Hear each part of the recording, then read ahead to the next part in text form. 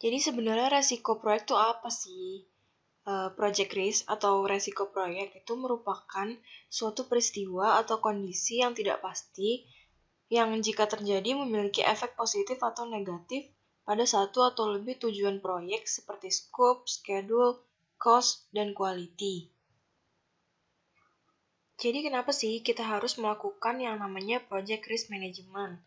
Jadi, untuk meraih kesuksesan, sebuah organisasi itu harus bisa untuk mengatasi resikonya secara proaktif dan konsisten sepanjang proyek.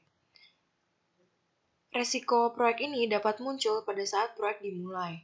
Nah, menjalankan sebuah proyek tanpa fokus proaktif pada manajemen resiko cenderung menyebabkan banyak masalah yang timbul dari ancaman yang tidak terkelola.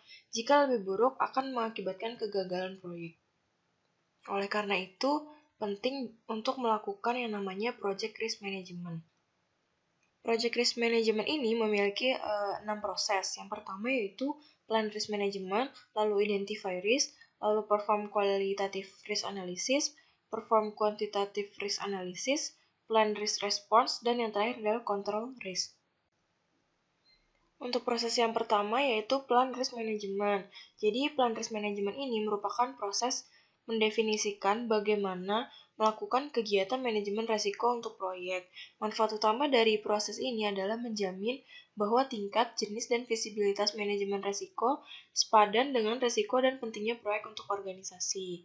Output dari proses Plan Risk Management ini yaitu Risk Management Plan. Proses selanjutnya yaitu Identify Risk. Identify Risk adalah proses menentukan risiko yang dapat mempengaruhi proyek dan mendokumentasikan karakteristiknya. Manfaat utama dari proses ini adalah dokumentasi risiko dan pengetahuan juga kemampuan membantu tim proyek untuk mengantisipasi risiko tersebut. Output dari proses ini yaitu Risk Register. Proses selanjutnya yaitu Perform Qualitative Risk Analysis. Proses ini merupakan proses memprioritaskan risiko untuk analisis lebih lanjut atau tindakan dengan menilai dan menggabungkan probabilitas kejadian dan dampak.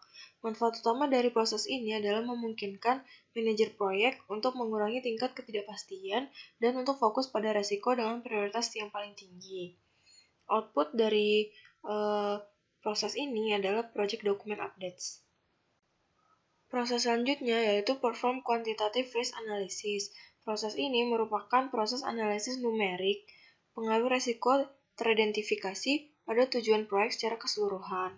Manfaat utama dari proses ini adalah menghasilkan informasi risiko kuantitatif untuk mendukung pengambilan keputusan dalam rangka untuk mengurangi ketidakpastian proyek.